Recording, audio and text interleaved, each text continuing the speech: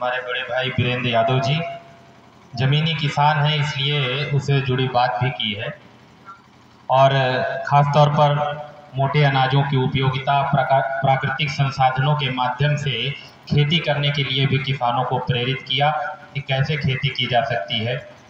मोटे अनाजों का जो अंतर्राष्ट्रीय मिलेट्स ईयर मनाया जा रहा है, अर्थात मोटे अनाजों का वर्ष पूरे विश्व में, हमारे देश में 2022 में मोटे अनाज अर्थात यहाँ पे जो पीछे देखो लगा हुआ है ये बैनर कि मोटे अनाज कौन कौन से हैं। ज़्यादातर हम लोग ज्वार बाजरा जानते हैं जो नवयुवा पीढ़ी है, लेकिन हम लोग रागी, कुटकी, कंगनी और ऐसे तमाम जो बोर्ड पे नाम लिखे हुए हैं उनको न जानते हैं और न आज तक देखा है।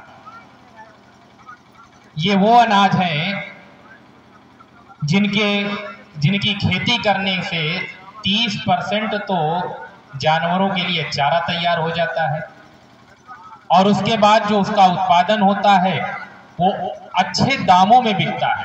अच्छा, गेहूं धान आप कितने रुपए कुंतल बेच लेते हो, और वही अगर आप बाजरा या कंगनी या रागी या कोदो की खेती करते हो तो कितने रुपए कुंतल बेचेंगे। अखबारों में रोज छपता है ना बाजार मूल्य, तो देखा होगा। मोटे अनाजों की उपयोगिता के लिए सरकार ने जागरूकता लानी शुरू कर दी है। ग्रामीण परिवेश में मोटे अनाजों थाली से गायब हो चुका है। हमने तो देखा ही नहीं कि कंगनी या रागी क्या है। जब हम इस जैविक किसान मेले में आए पहली बार तो वो रखे हुए हैं डब्बे में भरे हुए, ये नमूना मात्र देखने को मिल रहा है।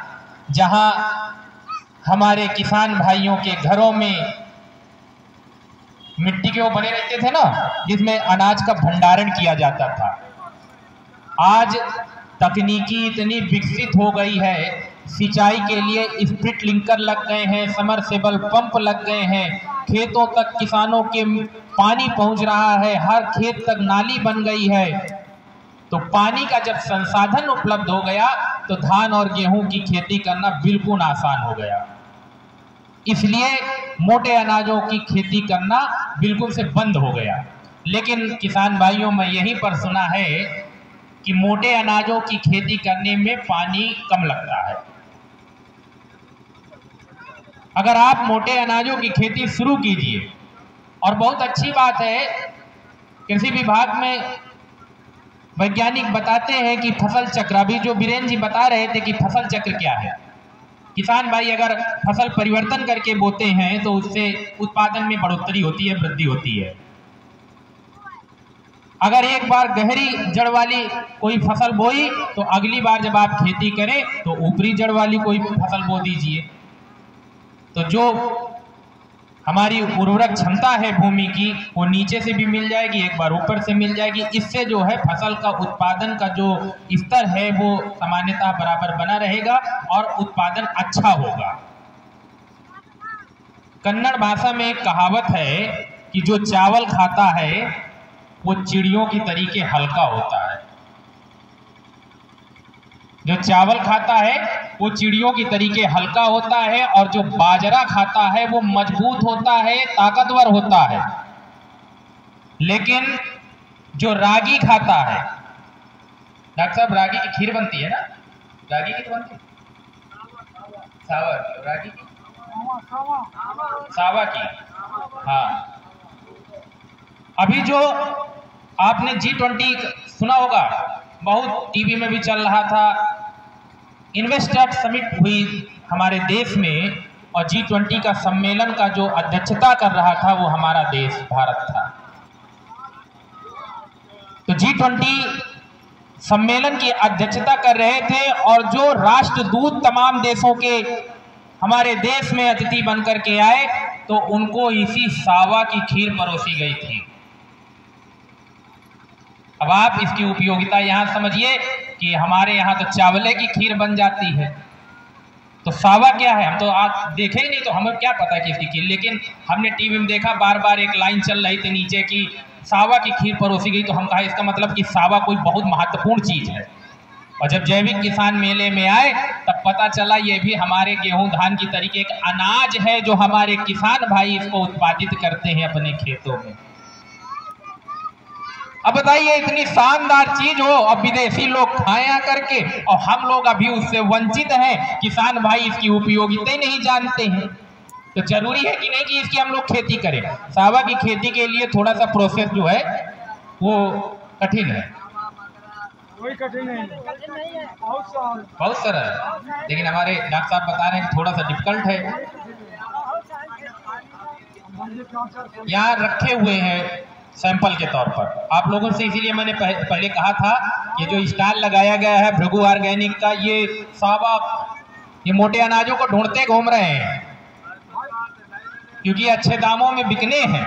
और जब आप जैविक उत्पाद तैयार करते हैं तो उसमें अच्छा लाभ कमाएंगे। बाजार हम आपको दे रहे हैं, ये भृगु ऑर्गेनिक वाले दे रहे हैं, ये आपके उत्पाद को खरीदेंगे। आप अच्छा उत्पादन कीजिए, तकनीकी के माध्यम से कीजिए, जैविक विधि से कीजिए, प्राकृतिक संसाधनों के माध्यम से कीजिए।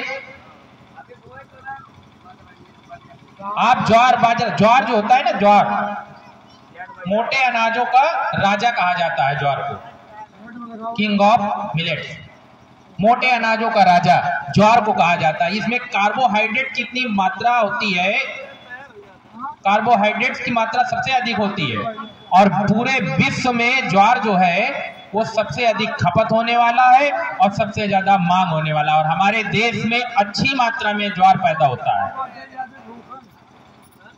अंग्रेजी में सोरेगम कहते हैं इसको। इसकी अच्छी खेती होती है और हमारे यहाँ हमें लगता है हमारे जिले में ज्वार के लिए तो उपयुक्त भूमि है कि यहाँ पर हो सकता है खेती, है कि नहीं। ज्वार बाजरा तो खूब हो रहा है, जागरूकता आई है। हमारे मोहार गांव में एक तरफ से बाजरा बो दिया गया है क्योंकि जब बाजार देने की बात कह दी गई, खरीदने के लिए बात कर दी गई, तो किसान भाइयों ने कहा कि हम भी एक बार प्रयोग कर लेते हैं। खेती प्रायोगिक होनी चाहिए। अगर आप नए नए प्रयोग नहीं करेंगे, नूतन प्रयोग नहीं करेंगे तो अभिनव उपज कैसे होगी। तो इसलिए खेती को प्रायोगिक ढंग से कीजिए। रसूलपुर भंडरा हम गए थे, जब वहां जैविक किसान मेला था तो वहां जो अनार की खेती कर रहे हैं एक लोग किसान हैं, हम लोग वहां पर गए खेतों में, देखा जा करके। तो उस अनार की खेती में वो कीट के लिए क्या लगा रखा था, उसको क्या कहते हैं,